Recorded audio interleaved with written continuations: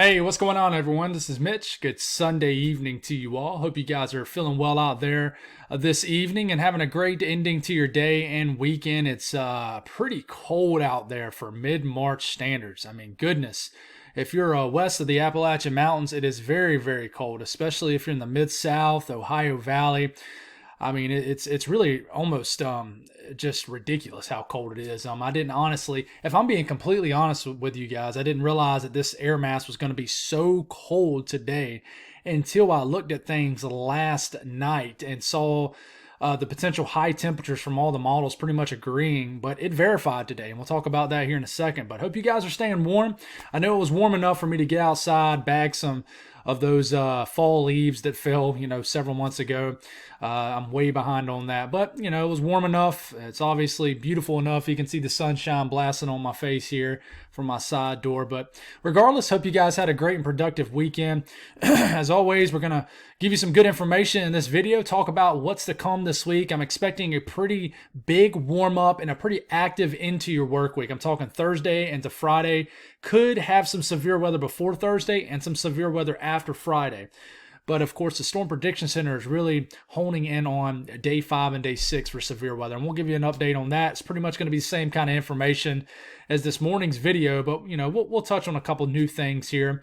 So with that being said, if you folks have not subscribed, certainly consider doing that. Like the video if you like it.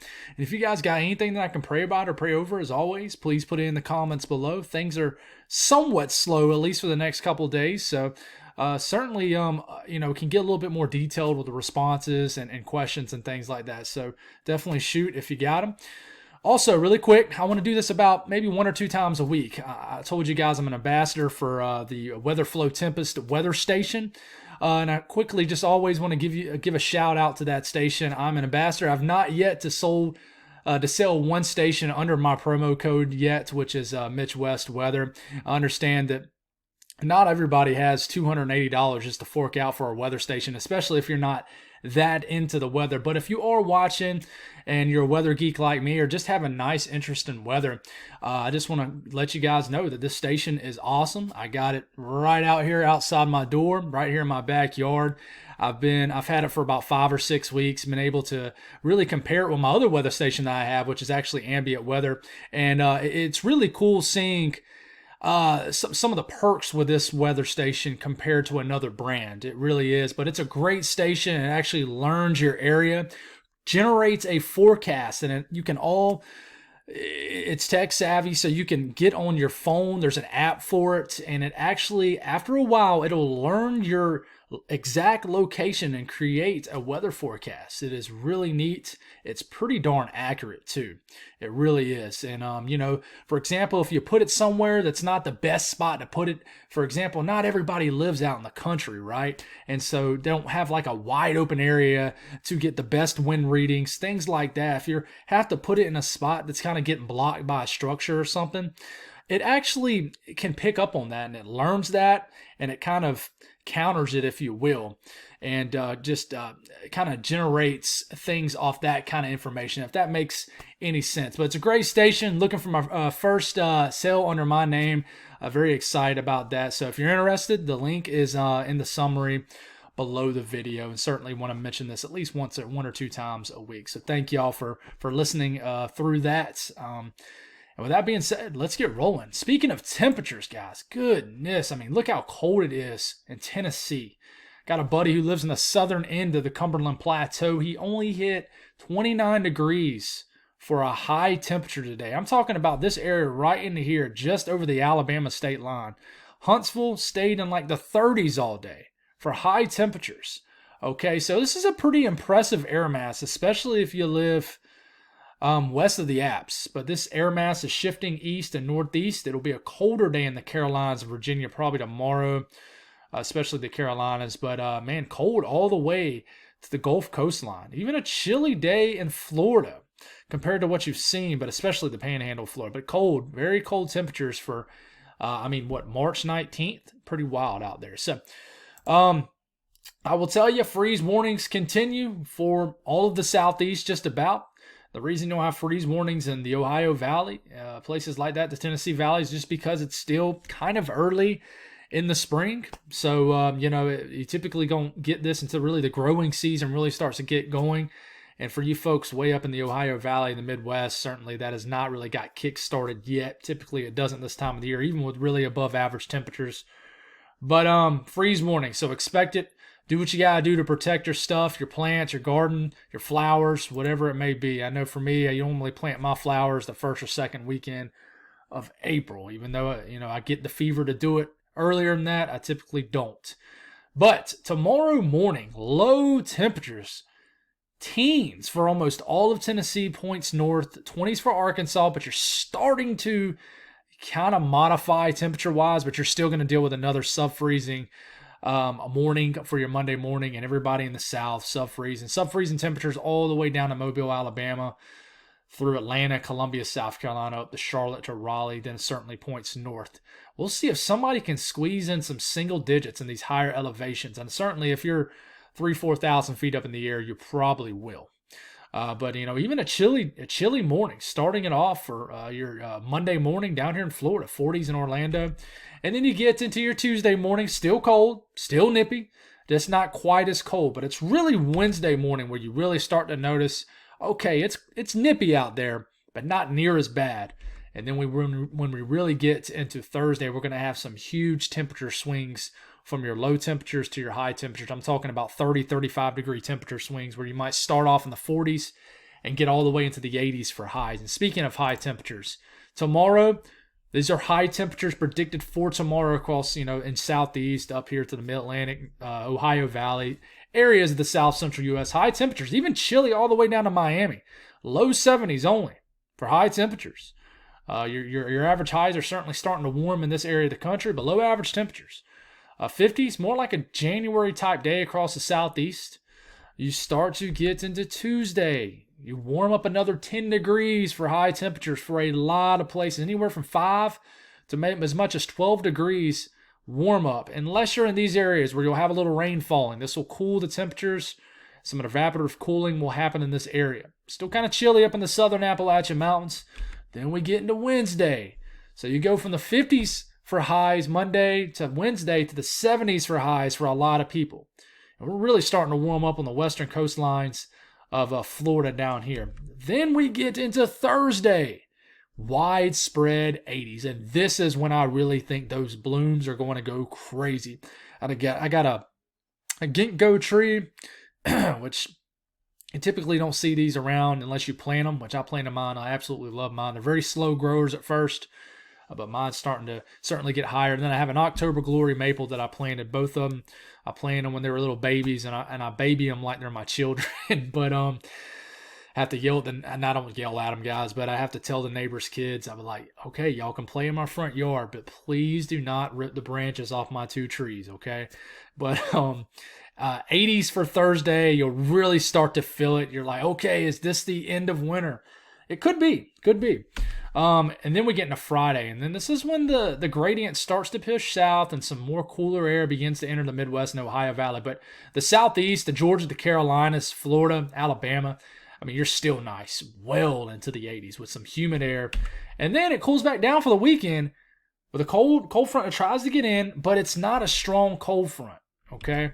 So we'll see what happens this weekend, hoping for a nice weekend.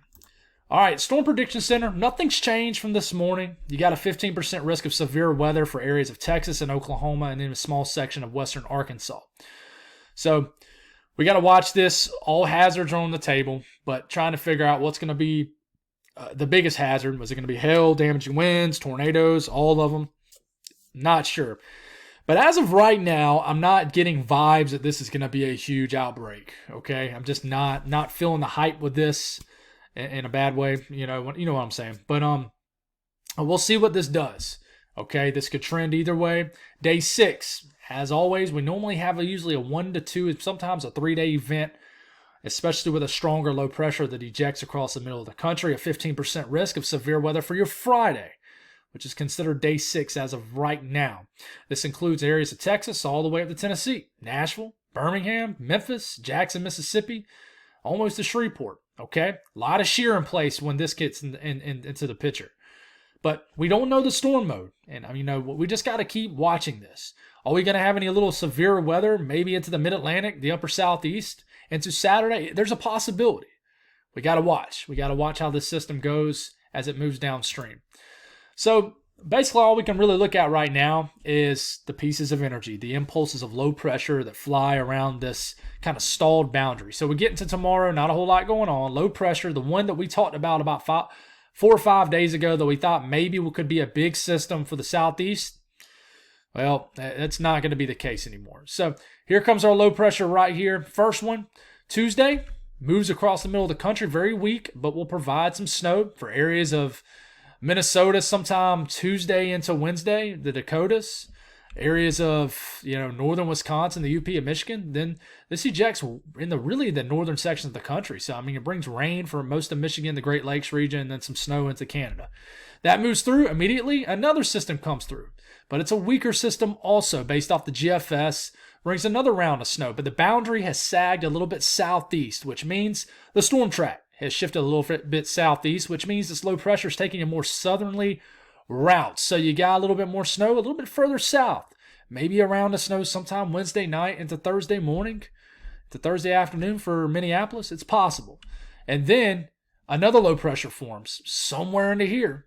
Same time, you're having huge kind of yanks and pools of low-level moisture into areas of the country, all the way up the Mississippi Valley, the south central U.S., into the southeast. Each low pressure that develops and moves across the country pulls in a lot of low-level moisture and it's basically modifying and increasing this huge moist sector that's building for everybody in this section right into here. So we got to watch this because this is continuously showing up. But as we get into Thursday and Thursday night and Friday, a lot of heavy rain could potentially fall in this area. So we got to watch that. Low pressure kind of moving slow, but it's kind of weaker. Still above 1,000 millibar low pressure, but we got to watch severe weather into this area. We don't know the true storm mode of this at all. This moves through, turns into a stronger system potentially as we get into this weekend. Might bring some nasty weather for the Northeast for the weekend. We'll see what that does. And then the model's like another system about a week out from today that flies through the middle of the country. Might be a little bit more cold air with this as we get into the last days of March. And we just got to watch this. We don't know what this is going to do. But it's hard to talk much on this because it's past 7 days out. But, this could produce severe weather, and this turns into a big snowstorm for the interior Northeast as we get into the last couple days of March. But that's not a forecast. We're just, it's just something that we're seeing. We got to get past these first few systems first. So we'll stop it right now. These are around dew points right about right now. It's very dry. These are not temperatures, obviously, or we all would be frozen solid out here. These are dew points, so it indicates a ton of dry air. If your lips are chapped out there, there's probably a good reason for it. It's because the air is very dry. You even got some pretty dry air all the way down to Florida, down to Texas. But watch this area right into here. As we have low pressures that fly across the middle of the country, winds start coming out the south. You see these wind barbs right here? You see how they are pointing south? That means the winds are coming out of this direction. Okay? Dew points begin to moisten up. Okay, we're getting into Tuesday evening. Look at these dew points beginning to replace dry air, getting to the 60s. The air becomes much more moist. Okay, low pressure flies through, then another one flies through. And then at this point, Thursday morning, let's go all the way into Thursday afternoon, we got dew points into the 60s all the way up into central Illinois, almost all of Missouri, all the way up into Indiana. So a lot of moist air. And remember, I told you, looking for a moisture return is one of the first things you look for in the long range when you're looking for a severe weather threat. Is there moist air in place? The moisture return. And of course, we've been eyeballing this for the last 3 or 4 days. You certainly have it. You're getting into Friday. This moist sector begins to collapse somewhat as the stalled boundary with dry air behind it, cold front, begins to kind of sag south. And then we lose the dry air punch. But it builds back in again behind another system. So we got to see. And then another strong cold front about 10 days out. Puts us, chills us back down sometime next week. But that's not a forecast. We certainly got to watch. With each impulse of energy, it brings its own wind field. Kinematics, a low-level jet. So here comes the first one. And just because you have a low-level jet, that doesn't mean you have severe weather. Kinematics is one ingredient. Thermodynamics is another. You need them to mash together to create severe weather. So here comes our first piece of energy. Flies across. You got a little bit of a low-level jet. Watch out for a little severe weather. Maybe Tuesday. Probably not, but we'll watch. Wednesday, not much. This kind of ejects a little bit later in the night. But maybe a little severe weather down here. Late Wednesday night down to Texas. But we'll have to see what happens. And then, we're getting into Thursday evening. You got a lot of moist air in place. You got a little bit of a low-level jet popping through. 30, 40, 45 knot low-level jet with some higher dew points in this area. What kind of moisture do you have in this area? Do you have any kind of cap in place? There's so many variables. We got to figure it out. But then as you get into late Thursday night, low-level jet really gets intensified, and we have to watch for, I would think, a linear kind of threat overnight Thursday into Friday morning across the south central U.S., the Mississippi Valley, somewhere. Okay, so we certainly need to watch. And then maybe as we're getting into Friday evening, a little bit of severe weather, and this area is right into here, and then maybe this moves into the Carolinas overnight to start our weekend. But it's tough to tell, really is. Another thing we look at is the snow. Okay, here comes the GFS. Here comes the first round of snow right into here. All right, here comes the second round of snow. We already kind of looked at this. And just a closer look at this, we're going to have multiple kind of rounds of snow, but trying to figure out, will those set up? This is getting about 10 days out now. It's going to be tough, but what we do know is between now and the next 10 days, you're going to have chances, the blend of all models. You're going to have chances for snow up here in the Dakotas, Minnesota, Wisconsin, maybe even Nebraska, maybe even Iowa, maybe Michigan. And then we get into, I would say, the Northeast. You could have a lot more snow coming from Maine, even the interior areas of the Northeast. And a lot of this picks up on after 7 days. So this is really the next 8 days for the Northeast. So not as big of a signal, but there is a signal up past 7 days if there's another system that might could deliver another heavy, wet snowstorm for you guys. But we'll talk about that when it's needed, when we get a little bit closer. That's all I got, guys. Thank y'all for tuning in. Gonna keep a consistent flow. I do feel like we're starting to turn that corner where things are going to, that really the only big things there's really going to be for there to talk about is severe weather, which, I've said it many times before. It's not the most enjoyable thing to talk about. One, because it just affects more people's lives. Two, I'd rather chase it. I'll be honest with you guys. But it still needs to be talked about. I would love to get to a point during these severe weather events, I can, one, be chasing, or either two, do something like kind of what these other YouTubers do. Ryan Hall being the biggest one out there. He's pretty much got a TV show of his own. He's pretty much going to take over the Weather Channel soon. I would love to be able to do that also. But that takes a lot of time, and I would have to do this full time, certainly, even if I had to set up with a family, stuff like that, to sit here for hours on end with you guys. But there's a lot of things in the mix, but there's a lot of things short term that need to work out too, and I'm looking forward to that for sure. But God bless all y'all. Have a great ending to your weekend. I'll be with y'all tomorrow morning, and stay safe out there. God bless.